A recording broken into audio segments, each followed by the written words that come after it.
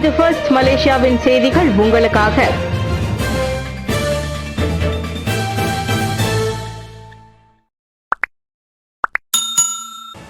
விஜயலட்சுமியை தேடி மீட்கும் பணிக்கு மின்சார விசை இயக்க குழாய்கள் பயன்படுத்தப்பட்டன.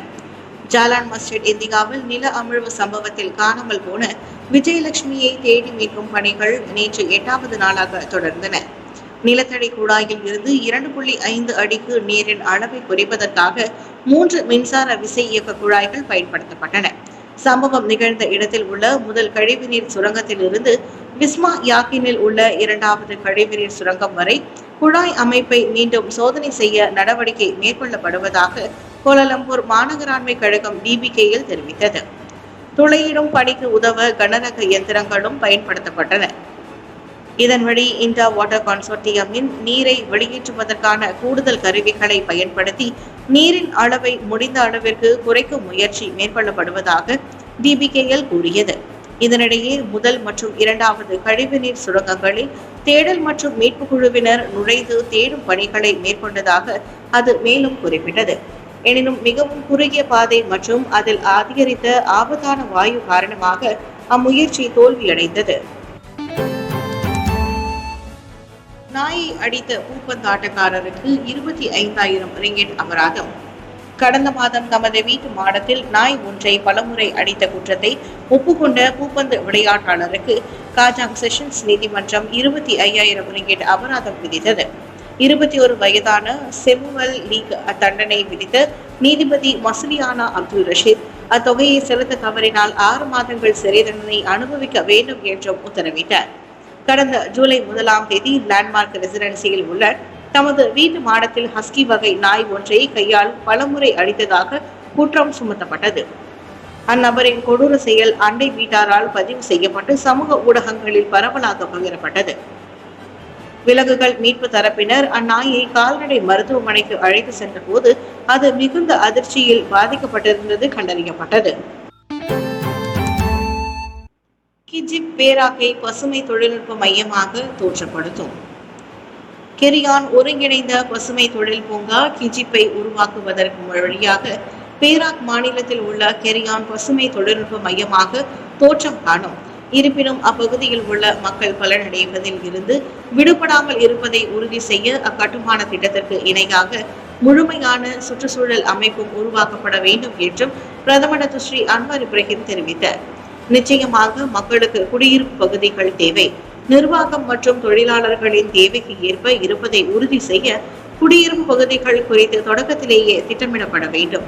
எனவே இந்த கிஜிப் திட்டம் பெரும்பான்மையான மக்களின் தேவைகளை உண்டாக்கும் முக்கிய திட்டமாக மாற வேண்டும் என்று நான் விரும்புகிறேன் என்றார் அவர்.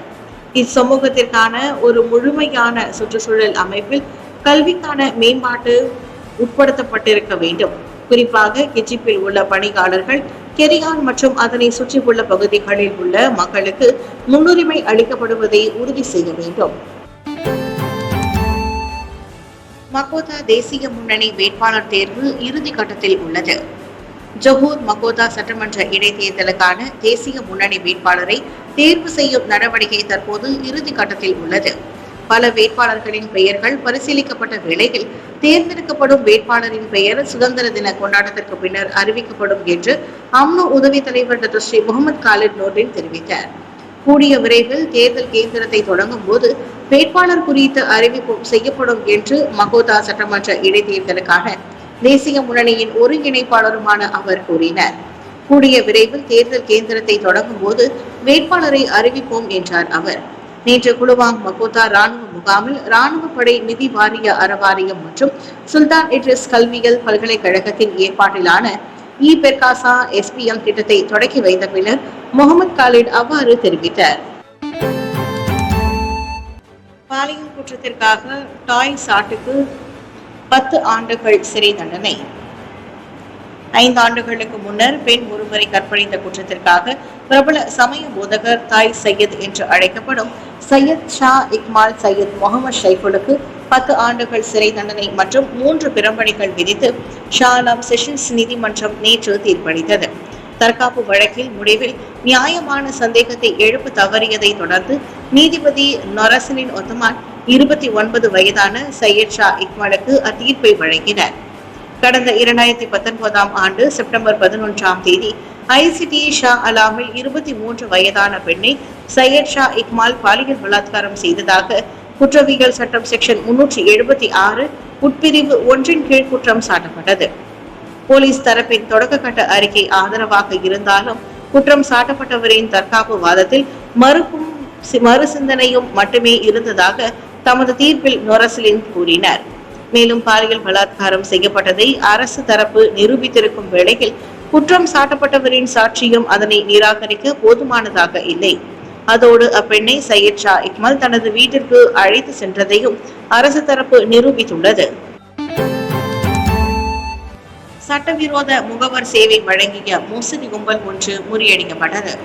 கோலாலம்பூரின் பண்டார் மெஞ்சலாரா, ஜாலான் துங்கு, ஜாலான் தியோங் நாம் மற்றும் ஜாலான் செராஸ் ஆகிய 4 பகுதிகளில் சட்டவிரோதமாக முகவர் சேவையை வழங்கி வந்த மோசடி கும்பல் ஒன்றை மலேசிய குடிநுழைவுத்துறை JIM வியாழக்கிழமை முறியடித்தது.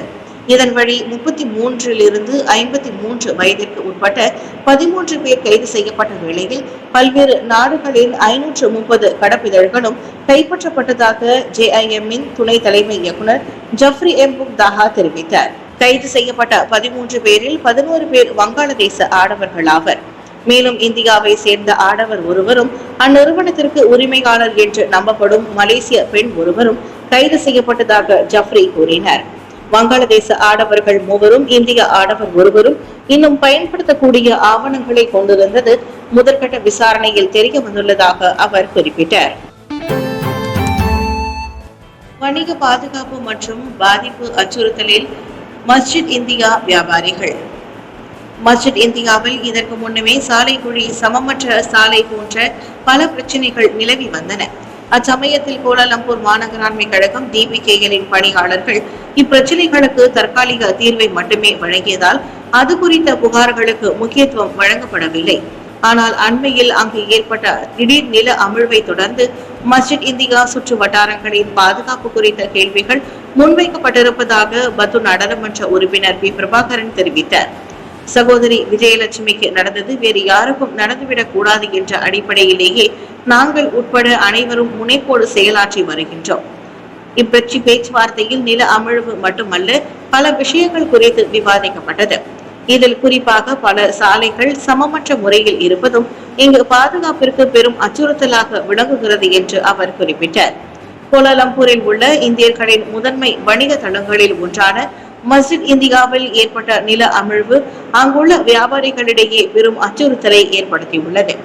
மேலும் நில அமிழ்வு சம்பவத்தினால் வாடிக்கையாளர்களின் வருகையின்றி பெரும்பாலான கடைகள் வெறிச்சோடி காணப்படுவதாக மஸ்ஜித் இந்தியா வர்த்தக சங்கங்களிடம் இருந்து தமக்கு புகார் கிடைத்துள்ளதாக பிரபாகரன் கூறினார். பருவநிலை மாற்றத்தால் கிரேக்கத்தில் அதிகமான மீன்கள் இறந்தன. மத்திய கிரேக்கத்தில் உள்ள ஓலோஸ் எனும் துறைமுகத்தை சுற்றியுள்ள பகுதிகளில் 100 டன்களுக்கும் அதிகமான மீன்கள் இறந்து கிடக்க காணப்பட்டன. அண்மைய காலமாக அந்நாட்டில் ஏற்பட்டுள்ள கடுமையான பருவநிலை மாற்றத்தால் இச்சம்பவம் நிகழ்ந்திருக்கலாம் என்று அதிகாரிகள் கூறுகின்றனர்.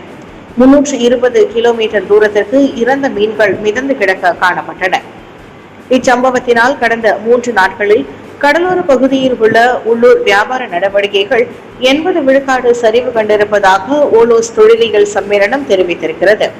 ஆற்றில் இறந்து கிடக்கும் மீன்களை சேகரித்து அவற்றை அப்புறப்படுத்துவதற்கான நடவடிக்கைகள் மேற்கொள்ளப்பட்டு வருகின்றன. பருவநிலை மாற்றம் மோசமடைந்து வருவதால் அப்பகுதியில் அவசர நிலை அறிவிக்கப்பட்டுள்ளது.